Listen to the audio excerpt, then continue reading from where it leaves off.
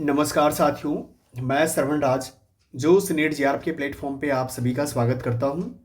अपनी इस कक्षा में जो कक्षा यूजीसी नेट दिसंबर 2025 के लिए है, साथ ही आगे जो भी एग्ज़ाम्स होगा, आप जानते हैं कि ये जो मैं कक्षा ले रहा हूं ये हिंदी साहित्य के लिए है, जो यूजीसी नेट हिंदी। और यूँ कहे कि जितने भी आगामी एग्ज़ाम होने वाला है, जहाँ पर भी हिंदी साहित्य का इतिहास आचार्य रामचंद्र शुक्ल की पुस्तक की महत्ता है, उस हर वो एग्ज़ाम के लिए ज़रूरी है जो एग्ज़ाम आप हिंदी विषय से देने जा रहे हैं। ठीक है, आज हम लोग शकुन धारा पढ़ेंगे, क्योंकि आपको पता है इससे पहले हम लोगों ने बहुत अच्छे तरीके से हिंदी साहित्य का काल विभाजन के प्रथम कड़ी जो वीर गाथा काल कहते हैं या आदि काल कहते हैं, उसको बहुत अच्छे से समाप्त किया। दूसरा, जब भक्ति काल में प्रवेश किए तो भक्ति काल में भी हम लोगों ने निर्गुण धारा को बहुत अच्छे तरीके से ज्ञान मार्गी और प्रेम मार्गी के तौर पे दोनों को बहुत अच्छे से इन डिटेल्स देखा, समझा और जाना। अगर आपने नहीं देखा है तो आप जाकर के प्लेलिस्ट पे जाइए और आपको अलग अलग भक्ति धारा में मिल जाएगा, अलग अलग प्लेलिस्ट में मिल जाएगा और कलेक्टिव जगह भी मिल जाएगा आपको। ठीक है, आज हम लोग शुरुआत करने वाले हैं जिस सगुन धारा को लेकर स्टार्ट करने वाले, वो सगुन धारा की शाखा की अगर बात करें तो राम भक्ति धारा को पढ़ेंगे, जो राम को मानने वाले लोग हैं। ठीक है, इससे आगे पढ़ेंगे कृष्ण भक्ति धारा, उसमें कृष्ण को मानने वाले लोग रहेंगे। ठीक है, तो आज की इस कक्षा परिचर्चा में हम आप जानते हैं कि आपको जब भी जाएंगे हिंदी साहित्य के इतिहास आचार्य रामचंद्र शुक्ल की पुस्तक की जो आपको संपूर्ण निचोड़ हमारे इस प्लेटफॉर्म पे मिल जाएगा। भूमिका और काल विभाजन से इस कक्षा की प्रारंभ हुई थी और इसी के साथ अन्य वीर गाथा काल और क्या कहते हैं भक्ति काल की प्रारंभ होती है। साथ ही हिंदी के साहित्य के इतिहास आप देख रहे हैं सामने में।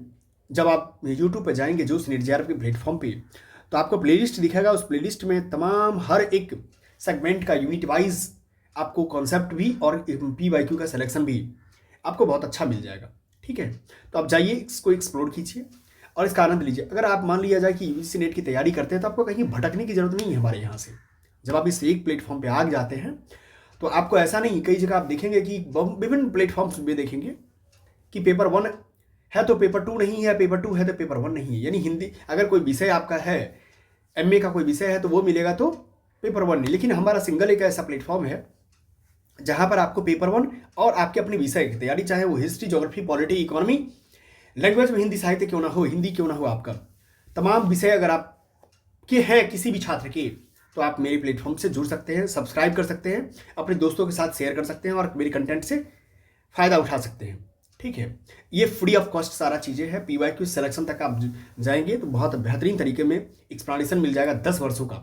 10 वर्षों का इसीलिए मैं करवा रहा हूँ क्योंकि इससे पीछे मेरा रीज़न है कि अगर आपने 10 वर्ष का देख लिया तो एक साल में 2 बार एग्जाम होता है, 10 दूनी 20 बार हो गया, 20 परीक्षा हो गया। 20 परीक्षा का मतलब होता है किसी विषय का अगर एग्जाम करें तो आपके पास अगर 20 पेपर होता है, प्रत्येक पेपर में 100 होता है, तो आपका 200 कितना हो गया, 2000 के आसपास आपके पास क्वेश्चन हो जाते हैं। ठीक है, तो इतने क्वेश्चन देखने के बाद आपको, मुझे नहीं लगता है कि बहुत ज़्यादा तनाव लेने की जरूरत पड़ती है। आपके पास हर वो एंगल डेवलप हो जाता है कि कैसे प्रश्न करने हैं।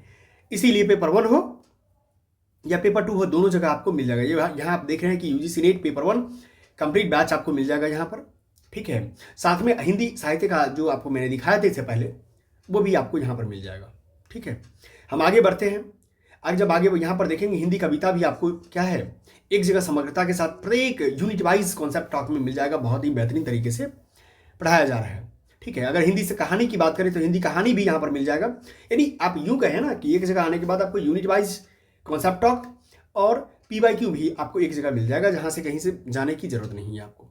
अब हम लोग काल विभाजन, आपने देखा कि काल विभाजन में 4 काल होता है हिंदी साहित्य में आचार्य रामचंद्र शुक्ल के दृष्टिकोण से। वीर गाथा काल, भक्ति काल, ऋषि काल और गद्य काल। इसमें देखने की कोशिश करेंगे कि जो हम लोगों ने इससे पहले या अभी जो पढ़ते हैं वो क्या। तो आपने देखा कि जैसे मान लिया जाए हम लोग देखना शुरू करेंगे पूर्व मध्यकाल, भक्ति काल। भक्ति काल में भी खास करके शकुन धारा को लेकर के। ठीक है, शकुन धारा में राम भक्ति। अब बात आती है कि जगत प्रसिद्ध स्वामी शंकराचार्य ने जिस अद्वैतवाद का निरूपण किया था, कौन है, स्वामी शंकराचार्य, शंकर आचार्य, अद्वैतवाद। इसका ये क्या है, अद्वैतवाद है। ठीक है, वह भक्ति के सन्निवेश के उपयुक्त न था, यद्यपि उसमें भ्रम की व्यवहारिक जो सगुन सत्ता का भी स्वीकार था, पर भक्ति के सम्यक प्रसार के लिए जैसे दृढ़ आधार की आवश्यकता थी, वैसा दृढ़ आधार जो है स्वामी रामानुजाचार्य ने जो थे, रामानुजाचार्य 1070 संवत में खड़ा किया था। ठीक है, आपको पता होगा कि राम भक्ति धारा का जो आविर्भाव माना जाता है, रामानुजाचार्य के दक्षिण जब आए थे तो रामानंद उनके पहले शिष्य होते हैं उत्तर में, और वही जो है वहाँ से राम राम राम राम की जो है चीज़ें चलने लगती है। उनके विशिष्टाद्वैत के अनुसार जो है, उनका कौन है, रामानुजाचार्य का विशिष्टाद्वैत, राम अनुज का विशिष्टाद्वैत के अनुसार जो चिद विशिष्ट ब्रह्म के ही अंश जगत के सारे प्राणी हैं, ठीक है, जो उसी से उत्पन्न होते हैं, उसी में लीन होते हैं। मतलब उनका कहना है कि जितने भी विशिष्ट द्वैतवाद में कि जितने भी प्राणी हैं, जितने भी तत्व है, वो उसी से क्या होता है, एक ही ब्रह्म से जन्म भी लेते हैं, और एक ही ब्रह्म में जन्म में क्या हो जाता है, क्या ब्रह्म में विलीन भी हो जाते हैं, उसी में लीन भी हो जाते हैं। अतः उन जीवों के लिए उद्धार का मार्ग यही है कि वे भक्ति के द्वारा उस अंशी का क्या हो, समीप्य लाभ करने का प्रयत्न करें। ठीक है, रामानुज जी की शिष्य परंपरा देश में खासकर बराबर फैलती गई। जनता भक्ति मार्ग की ओर अधिक आकर्षित होती रही। रामानुज जी के श्री संप्रदाय क्या है, रामानुज जी के श्री संप्रदाय का नाम क्या है, श्री संप्रदाय में विष्णु या नारायण की उपासना है। क्या है, विष्णु और नारायण की उपासना है। ठीक है, विष्णु और नारायण की उपासना है। इस संप्रदाय में अनेक अच्छे साधु महात्मा बराबर होते गए। ठीक है, अब आता है कि विक्रम की 14वीं शताब्दी के अंत में वैष्णव जो है श्री संप्रदाय के प्रधान आचार्य श्री कौन हो गया, राघवानंद जी हो गया। कौन हो गया, राघवानंद जी हो गया। ये राघवानंद जी कहाँ रहते थे, काशी में रहते थे। अपनी अधिक अवस्था होते देख वे बराबर इस चिंता में रहा करते थे कि मेरी उपरांत संप्रदाय के सिद्धांतों की रक्षा किस प्रकार हो सकेगी। ऑब्वियस सी बात है, सभी में होता है कि अगर कोई मेन मठाधीश है और उस मठाधीश के चले जाने के बाद कोई ना कोई तो उसका अपना लेता है जिम्मेदारी। अंत में राघवानंद जी महाराज जो है रामानंद जी को रामानंद जी को दीक्षा प्रदान कर निश्चित हुए और थोड़े दिनों में परलोकवासी हो गए। कौन, अब नाम आ गया, रामानंद। कहते हैं कि रामानंद जी ने भारतवर्ष का पर्यटन करके अपने संप्रदाय का प्रचार किया। स्वामी रामानंद के बारे में अब देखते हैं।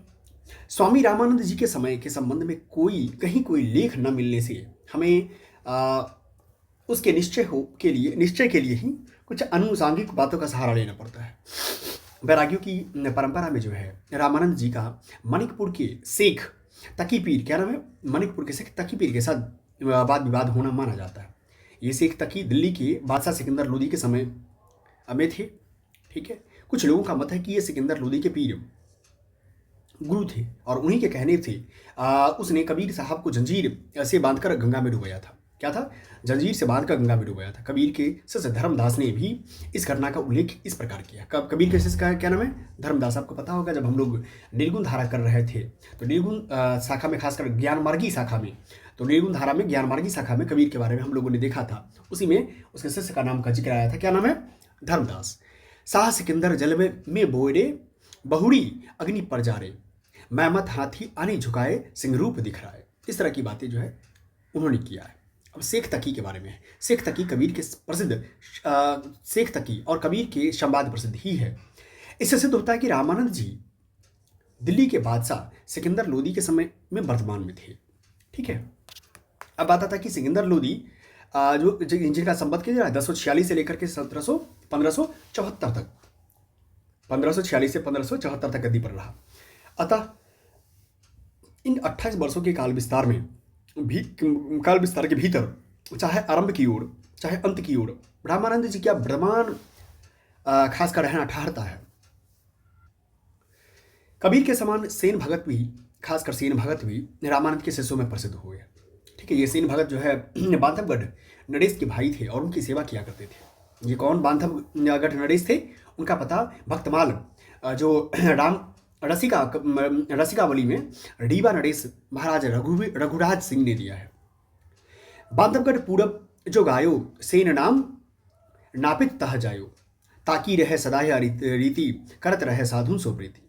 इस तरह की बातें कही है। रीवा राज्य के इतिहास में राजा राम या रामचंद्र का समय संवत 1611 से लेकर 1648 तक माना जाता है।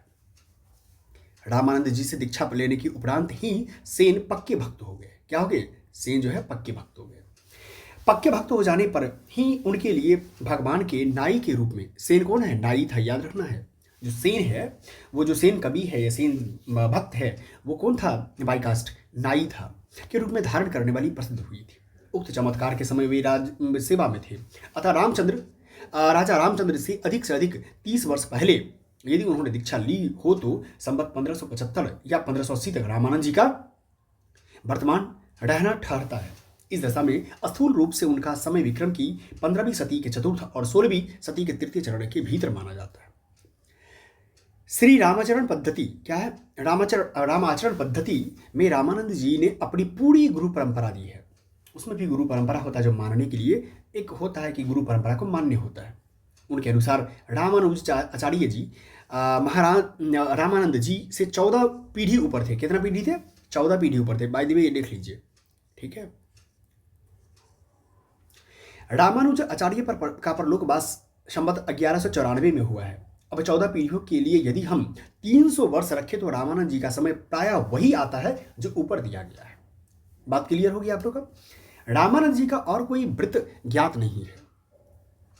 हाँ, लेकिन ये बहुत महत्वपूर्ण है। अगर मान लिया जाए रामानंद जी के बारे में एग्जैक्ट अगर आपको डेट नहीं पता है, उसके बारे में नहीं जानकारी दी गई है इस पुस्तक में, तो आपके लिए एक चीज हो सकता है कि 14 पीढ़ी के अंतर को कह सकते हैं कि रामानुज आचार्य की 14 पीढ़ी नीचे थे कौन, रामानंद।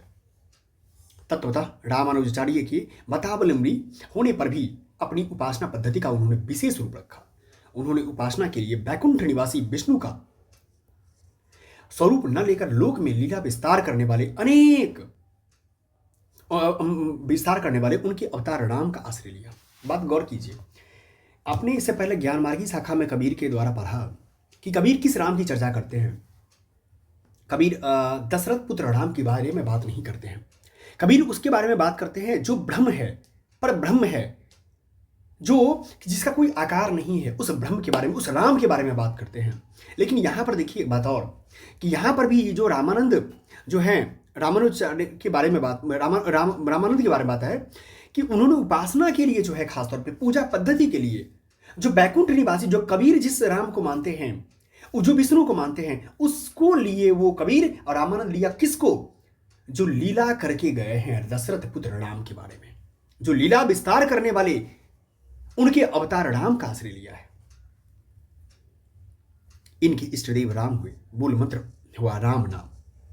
पर इससे यह नहीं समझना चाहिए कि इनके पूर्व देश में राम उपासक भक्त होते ही न थे। रामानुजाचार्य जी ने जिस सिद्धांत का प्रतिपादन किया, उसके प्रवर्तक सठकोपाचार्य क्या है, सठकोपाचार्य उनसे 5 पीढ़ी पहले हुए थे। उन्होंने अपनी सहस्त्र गीति क्या है, सहस्त्र गीति में कहा है कि दशरथ से सुतम तद बिना अनन्य शरणम वश्यामि। ठीक है, श्री रामानुज के पीछे उनके शिष्य कुरस्वामी क्या है, कुरेस्वामी हुए, जिनकी पंचस्तवी में राम की विशेष भक्ति स्पष्ट झलकती है।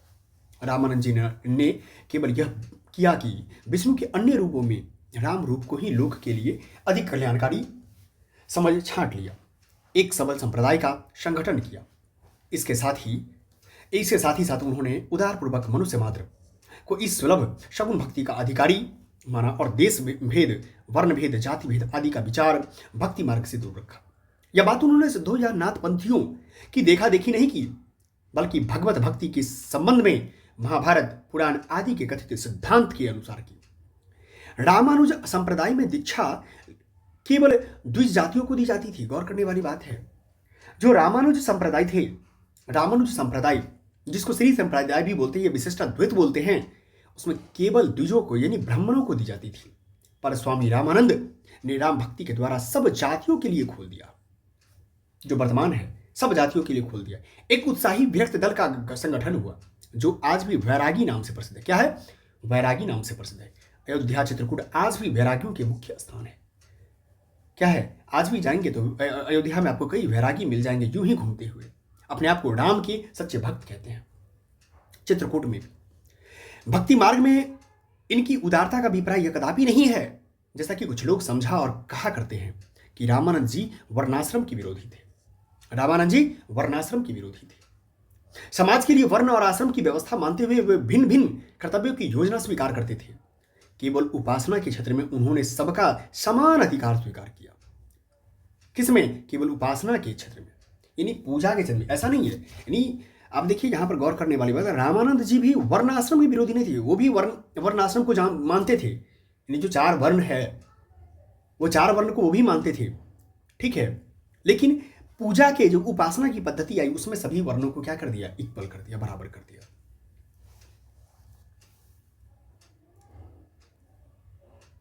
भगवत भक्ति में वे किसी भेदभाव को आश्रय नहीं देते थे। कर्म के क्षेत्र में शास्त्र मर्यादा उन्हें मान्य थी, पर उपासना के क्षेत्र में किसी प्रकार का लौकिक प्रतिबंध ये नहीं मानते थे। सब जाति के लोगों को एकत्र कर राम भक्ति के उपदेश ये करने लगे और राम नाम की महिमा सुनाने लगे। रामानंद जी ये सबसे प्रसिद्ध है कबीरदास, रैदास, सेनडाई और गागरौनागढ़ के राजा पीपा, जो विरक्त होकर पक्के भक्त हुए थे। मतलब इससे अलग है फिर भी पक्के भक्त हैं, कबीर भी कह सकते हैं। रामानंद जी के रचे हुए केवल 2 संस्कृत के ग्रंथ मिलते हैं। एक तो नाम है वैष्णव मताब्ज भास्कर और श्री राम अर्चना पद्धति, ठीक है। 2 पुस्तक का नाम आप लोग याद रखिए, क्योंकि एग्जाम में आपसे पूछ लेगा रामानंद जी के 2 प्रसिद्ध संस्कृत ग्रंथ का नाम क्या है। एक तो नाम वैष्णव मताब्ज भास्कर है, दूसरा श्री राम आचरण पद्धति है, और अन्य कोई ग्रंथ आज तक मिला ही नहीं इनका। इधर सांप्रदायिक झगड़े के कारण कुछ नए ग्रंथ रचे जाकर रामानंद जी के नाम से प्रसिद्ध किए गए, जैसे ब्रह्मसूत्रों पर आनंद भाष्य और भगवत गीता भाष्य पर, जिनके संबंध में सावधान रहने की आवश्यकता है। बात यह कि कुछ लोग रामानुज परंपरा से रामानंद जी की परंपरा बिल्कुल स्वतंत्र और अलग सिद्ध करना चाहते हैं।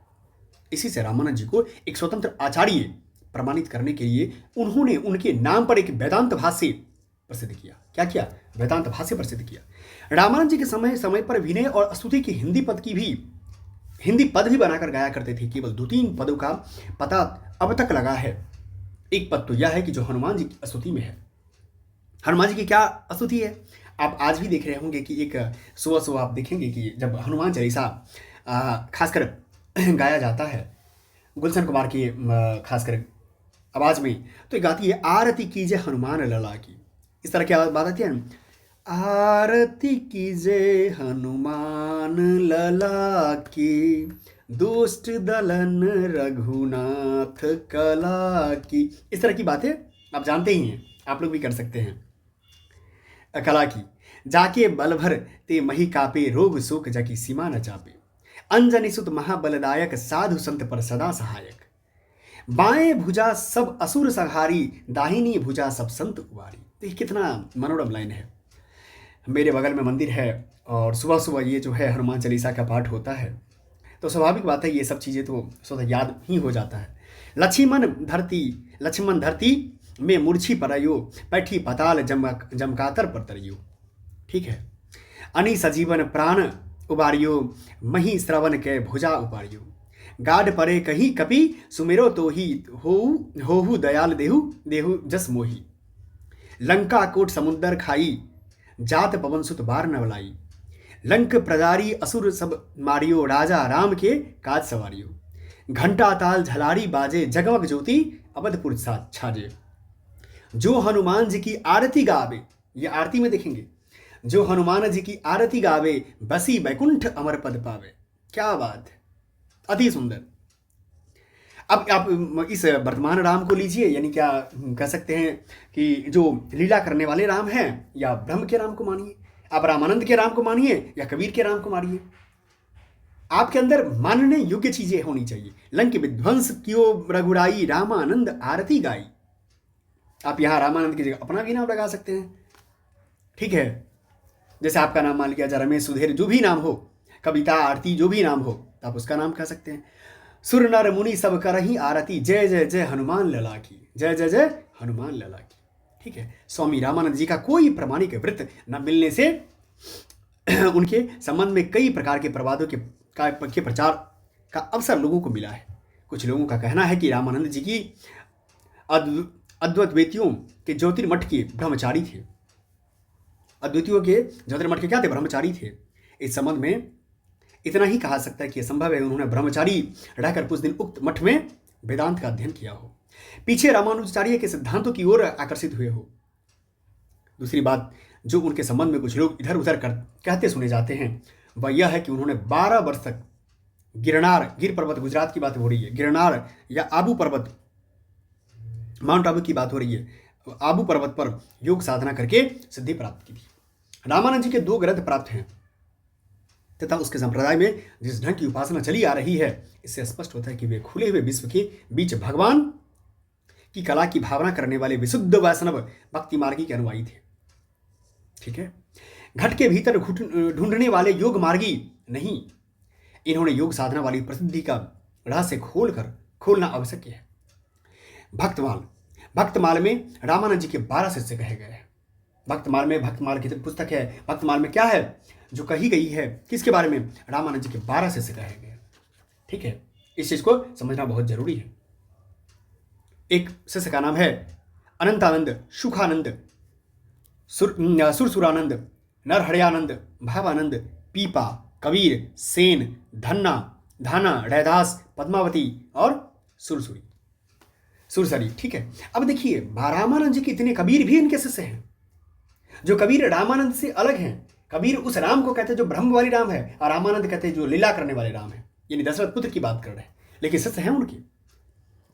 अब देखिए यहां पर क्या है, अनंतानंद जी के शिष्य जो कृष्णदास पयहारी हुए, जिन्होंने गलता यानी अजमेर राजपुताना में रामानंद के संप्रदाय की गद्दी स्थापित की। यही पहली और सबसे प्रधान गद्दी हुई। ठीक है, आपसे पूछा जा सकता है किसी एग्जाम में कि सबसे पहली और प्रसिद्ध गद्दी कौन सी हुई, आप कह सकते हैं अनंतानंद जी के शिष्य जो कृष्ण दास पयहारी थे, उन्हीं के द्वारा जो किया गया वो थे। ठीक है, रामानुज संप्रदाय के दक्षिण में जो महत्व, खासकर दक्षिण में जो महत्व तो त्रादी का था, वही महत्व रामानंद संप्रदाय के लिए उत्तर भारत में गलता को प्राप्त हुआ। ठीक है, किसको प्राप्त हुआ? गलता को प्राप्त हुआ। ठीक है, ये जगह की बात हो रही है, गलता और तोत्रादी जो है ना जगह है, दक्षिण में तोत्रादी है और उत्तर भारत में गलता है। यह उत्तर तोत्रादी कहलाया। कृष्णदास पयहारी राजपूताने की ओर से दहिमा या दाधिच्य ब्राह्मण थे। जैसा कि आदिकाल के अंतर्गत दिखाया जा चुका है कि भक्ति आंदोलन के पूर्व देश में एक विशेष राजपूताने में एक नाथपंथी कनफटे योगियों का बहुत प्रभाव था, जो अपनी सिद्धि के धाक जनता पर जमाए रहते थे। जब सीधे साधे वैष्णव भक्ति मार्ग का आंदोलन देश में चला, तब उसके प्रति दुर्भाव रखना उनके लिए स्वाभाविक था। कृष्णदास पयहारी जब पहले बार गलता पहुंचे, यानी वहाँ की बात हो रही है, अजमेर की बात हो रही है, जो अभी जस्ट हम लोग अजमेर राजपूताना की गलता पहुंचे, तब वहाँ की गद्दी नाथपंथी योगियों के अधिकार में थी। वे रात भर टिकने के विचार से वहीं धुनी लगाकर बैठ गए, पर कनफटे ने उन्हें उठा दिया।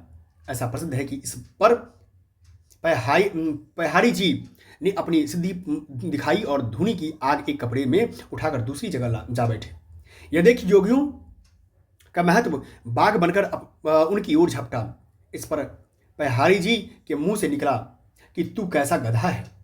क्या निकला? तू कैसा गधा है। वह महत्व तुरंत गधा हो गया। गधा हो गया और कनफटों की मुद्राएं उनके कानों से निकलकर पयहारी जी के सामने इकट्ठी हो गई। अमेय के राजा पृथ्वीराज के बहुत प्रार्थना करने पर महंत फिर आदमी बनाया गया। उसी समय राजा पयहारी जी के शिष्य हो गए और गलता की गद्दी पर रामानंदी वैष्णवों का अधिकार हो गया। यानी जो कनफटे थे, गोरखनाथ बलि, उसको हटा दिया गया। नाथपंथी योगियों के कारण जनता के हृदय में जो योग साधना और सिद्धि के प्रति आस्था बनी जमी हुई थी, इसे पयहारी जी की शिष्य परंपरा में योग साधना का भी विशेष समावेश हुआ। ठीक है, पयहारी जी के दो खास करके प्रसिद्ध शिष्य हुए। एक का नाम है अग्रदास, एक का नाम है किल्हदास। इन्हीं किल्हदास जी की प्रवृत्ति राम भक्ति के साथ साथ योगाभ्यास की ओर भी हुई, जिससे रामानंद जी की वैरागी परंपरा की एक शाखा में योग साधना का भी समावेश हुआ। यह शाखा वैरागियों में तपसी शाखा, क्या है? वैरागियों में तपसी शाखा नाम से प्रसिद्ध हुई, योग साधना में ही है। किल्हदास के शिष्य द्वारकादास ने इस शाखा को पल्लवित किया और उनके संबंध में भक्तमाल में ये काव्य है। अष्टांग योग तन त्यागियो द्वारकदास जाने दुनी। जब कोई शाखा चल पड़ती है तब आगे चलकर उनकी प्राचीनता सिद्ध करने के लिए वह बहुत सी कथाओं का प्रचार करती है। स्वामी रामानंद जी के 12 वर्ष तक योग साधना करने की कथा इसी प्रकार की है, जो वैरागियों की तपसी शाखा में चली है।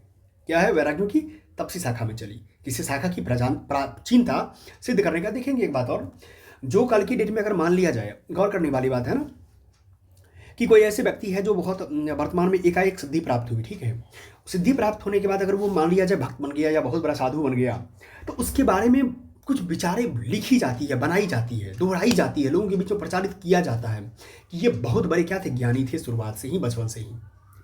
ये वही बात अभी लिखी हुई है कि बातें बनाई जाती है उनके बारे में कि ऐसी ऐसी ये इनके बारे में ये चलन प्रचलन था, जिससे कि उनकी ख्याति क्या हो, विशेष तौर पर बनी रहे। खासकर उद्भावना तक नहीं है, कुछ नए ग्रंथ भी संप्रदाय के मूल प्रवर्तक के नाम से प्रसिद्ध किए जाते हैं। स्वामी रामानंद जी के नाम से चलाए हुए ऐसे 2 रद्दी ग्रंथ हमारे पास हैं। एक नाम है योग चिंतामणि, ठीक है, और दूसरा का नाम है राम रक्षा स्रोत। इन्होंने तो रद्दी ग्रंथ इसका नाम दे दिया है, ठीक है, तो फिर भी आप ध्यान रखिए कि रद्दी ही ग्रंथ सही, लेकिन किताब में अगर मेंशन किया हुआ है तो योग चिंतामणि और दूसरा का राम रक्षा स्रोत याद रखिए। दोनों के कुछ नमूने इस प्रकार है। विकट कटक रे भाई काया चढ़ा न जाई, जहानाद बिंदु का हाथी सतगुड ले चले साथी। इस तरह की बातें यहाँ पर कही गई है, ठीक है। तो आप ये देख रहे हैं कि कहाँ से लिया गया है, सूरत नगर करे सयल जिसमें है आत्मा का महल, योग चिंतामणि से लिया गया है। दूसरा जो आपको लिया गया है राम रक्षा स्रोत से, ये बात यहाँ है संध्या तारणी सर्वे दुख विदारणी, इस तरह की बातें भी है, ठीक है। झाड़फूक के काम के ऐसे ऐसे स्रोत भी रामानंद जी के गले मढ़े गए हैं। मतलब बाद में सारे बात जो है इन्हीं के ऊपर क्या कर दिया गया, रख दिया गया कि रामानंद जी का ही कहना है ये सब चीज़। स्रोत के आरंभ में जो संध्या शब्द है नाथ पंथ में, उसका परिभाषिक अर्थ सुषुम्ना नाड़ी की संधि में प्राण का जाना। क्या है, आप जब योग साधना करेंगे तो आपको सुषुम्ना नाड़ी मिलेगा, यही सुषुम्ना नाड़ी में संधि में प्राण का जाना कहा जाता है। इसी प्रकार निरंजन भी गोरखनाथ में उस भ्रम के लिए एक रूढ़ शब्द है जिसकी स्थिति वहाँ मानी गई। इसको याद रखिए, इसको पीवाई की कर लीजिए क्योंकि ये पूछा गया है संध्या क्या है। इसको संध्या के बारे में पूछेगा कभी भी तो सुषुम्ना नाड़ी की संधि में प्राण का जाना, जहाँ नाद और बिंदु दोनों क्या हो जाता है, लय हो जाता है, मिल जाता है। नाद कोटि सहस्त्राणि बिंदु कोटि स्तानि च सर्वे तत्रालयम येति यत्रा देवो निरंजन, इस तरह की बातें हैं। अब नाद और बिंदु क्या है, यह नाथ पंथ के प्रपंच में दिखाया जा चुका है, ठीक है, नाथ पंथ में दिखाया जा चुका है। सिखों के ग्रंथ साहब में भी निर्गुण उपासना के 2 पद रामानंद के मिलते हैं। यह है कहाँ जाई हो घड़ी लगा रंग, कहाँ जाइए हो घड़ी लगा लागो रंग, मेरो चंचल मन भयो अपंग। जहाँ जाइए तह जल पासान, पूरी रहे हरि सब समान, ठीक है। इस तरह की बात भी है। खास करके इस उद्धरण से स्पष्ट है कि ग्रंथ साहब में उद्धृत दोनों पद भी वैष्णव भक्त रामानंद जी के नहीं हैं और किसी रामानंद के हो तो हो सके। रामानंद में भी एक रामानंद नहीं होकर के दूसरा भी रामानंद होगा, क्योंकि अक्सर होता है ना, जब एक प्रसिद्धि मिल जाती है तो लोग अपना भी नाम रामानंद रख लेता है, ठीक है, अपने नाम से पुस्तक लिख करके उसे रामानंद के ऊपर फेंक दिया जाता है। अब जैसा कि पहले कहा जा चुका है कि वास्तव में रामानंद जी की केवल 2 संस्कृत ग्रंथ आज ही तक मिले हैं। एक तो वैष्णव, इससे पहले हम लोगों ने देख ही लिया था, वैष्णव मताब्ज भास्कर में रामानंद जी के शिष्य सुरानंद ने 9 प्रश्न किए हैं, जिनके उत्तर में राम तारक मंत्र की विस्तृत व्याख्या, तत्वोपदेश, अहिंसा का महत्व, प्रपति, वैष्णवों की दिनचर्या, षोडश जो खासकर उपचार पूजन इत्यादि विषय है। जो आचार्य व्रत है, आचार्य अवतार है, क्या है, खास करके आचार्य अवतार है। जो आचार्य अवतारों के 4 भेद स्वयं व्यक्त दैव स्वेद मानुष करके कहा गया है। क्या क्या किया गया है, कहा गया है वे प्रशस्त देशों अयोध्या मथुरा आदि में श्री सहित सदा निवास करते हैं। जाति भेद क्रियाकलाप आदि की अपेक्षा न करने वाले भगवान की शरण में सबको जाना चाहिए। क्या चाहिए? सबको जाना चाहिए। अब देखिए यहाँ पर लिखा भी है, प्राप्तुम परासिद्धि मकिंचनो जनो द्विजा द्विरी रक्षणम हरिम व्रजेत परम दयालु स्वगुणान प्रेक्षित क्रिया कपाल कपालादि काजिद भेदम। मैं समझ रहा हूँ साथी, संस्कृत उतनी अच्छी तो हर व्यक्ति की होती नहीं है, ठीक है, और संस्कृत वैसे भी मेरा विषय नहीं रहा है, तो इसीलिए आपका भी विषय नहीं है, क्योंकि मैं समझ रहा हूँ कि आप मेरे साथ हिंदी साहित्य कर रहे हैं। तो अब आता दूसरा, गोस्वामी तुलसीदास। दूसरा क्या था? गोस्वामी तुलसीदास। ऐसा करते हैं कि हम लोगों ने अभी रामानुजाचार्य रामानंद को पढ़ा, अब गोस्वामी तुलसीदास को क्या करेंगे? गोस्वामी तुलसीदास को हम लोग अच्छे से नेक्स्ट लेक्चर में पढ़ेंगे, ठीक है, नेक्स्ट लेक्चर में पढ़ेंगे। जैसे कि मज़ा आना चाहिए, आप लोग आराम से नोट्स बनाइए, underline one by line underline कर लीजिए, जैसे कि कभी भी अगर आपका पढ़ें, दोबारा रिवीजन करें, तिबारा रिवीजन करें, चौबारा रिवीजन करें, तो आपको आसानी हो। अब एक बार वीडियो में देखिए, अगर लगता है कि 2 बार 3 बार देखना है तो 2-3 बार देखिए और अपना कॉन्सेप्ट क्लियर कीजिए, क्योंकि लाइन बाय लाइन मैं बता रहा हूँ, जिससे कि आपका क्या हो, कॉन्सेप्ट क्लियर हो जाए। ठीक है, चलिए, आपका अगला कक्षा वेट कर रहा है। यहाँ पर पेपर 1 की भी कक्षाएं चल रही है ऑलरेडी, तो पेपर 1 को भी करना है और हिंदी को भी करना है, दोनों साथ में लेके चलेंगे तभी जाके होगा। साथ में PYQ भी लगानी है, PYQ सिलेक्शन वाले बैच में, तो PYQ सिलेक्शन वाले प्लेलिस्ट में जाकर के देख लीजिए कि वर्तमान में क्या चल रहा है।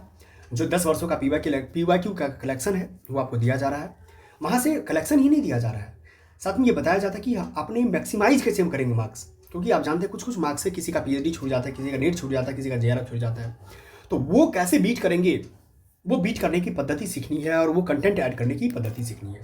ठीक है, थैंक यू, बने रहने के लिए। जाइए आगे क्लास कीजिए, थैंक यू वेरी मच।